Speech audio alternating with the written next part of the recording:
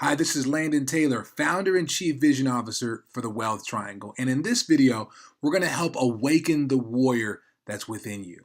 And the very first point to make is that we are all natural born warriors. You were born a warrior. So what happened? The challenge is that we get domesticated early on. And there are various things that happen to us in the first 5 to 8 years of our life that begin that domestication process, and it causes our warrior to go to sleep. Let's talk about a few things or a few common sources of domestication. One is early childhood trauma. That could be a parent dying, that could be child abuse, that could be sexual abuse, but early childhood trauma is a core source of domestication. Additionally, is controlling parents, and these are well-meaning parents, and I've been one of them, where the parents' ideas are, hey, I know what's best for your life. I feel like this is what you should be when you grow up. You shouldn't talk like this. You shouldn't dress like that. Here is the things that you should aspire to. And again, all well-meaning, but it can domesticate us and cause us to squash that natural born warrior. Another is institutional oppression. That could be from schools, that could be from religious organizations.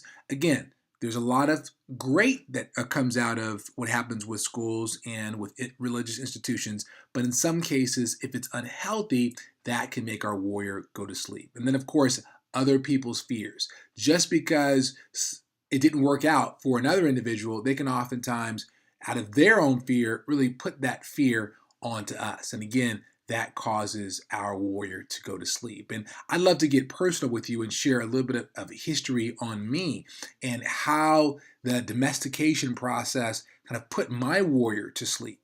This is me when I was 3 years old, and on the right-hand side is my mom, and on my left-hand side was my grandmother, and the childhood trauma is what happened to me. When I was 7, just 4 years later after this picture was taken, my mother committed suicide, and I lost her instantly. And then my grandmother, who was like my mom on the left, died suddenly from a brain aneurysm. So all of a sudden, I had this trauma.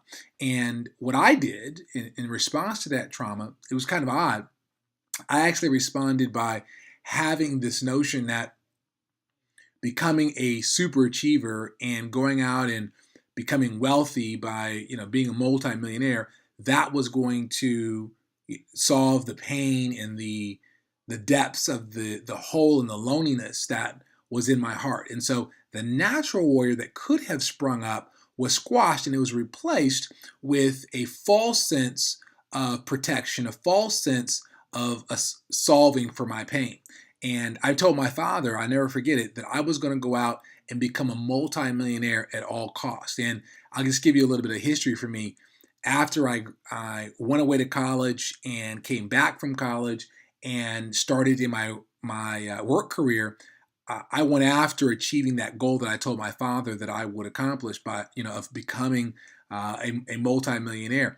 By the age 25, I was a real estate entrepreneur. I was within the 1% of all RE/MAX real estate agents nationally. I went and joined a Fortune 500 company, and in 15 years, I had an amazing career along the way.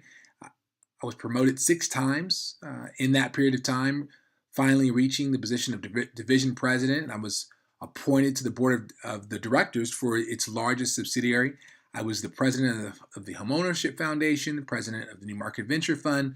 I was in the board of directors of several nonprofit organizations. And I was appointed co-chair of the Gallup Hope Index Advisory Board by the CEO of Gallup and the CEO of Operation Hope.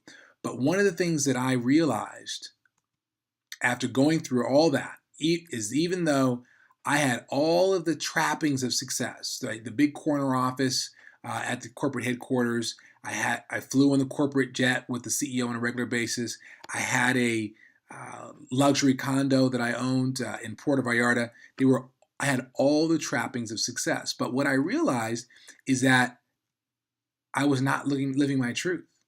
And I remember on a personal retreat that I took, I call it a personal legacy retreat that I took back in 2010, I kind of took an inventory of my life, and I recognized that the natural born warrior that was in me was asleep. I was living according to the world's and society's definition of success, achieving all the trappings that I just showed you, but really my core truth that was in me was still asleep. And at that point is when I made the decision that I was going to wake up and I was going to break free and begin to live in my truth. So the question that I would ask you is, how do we start that awakening process?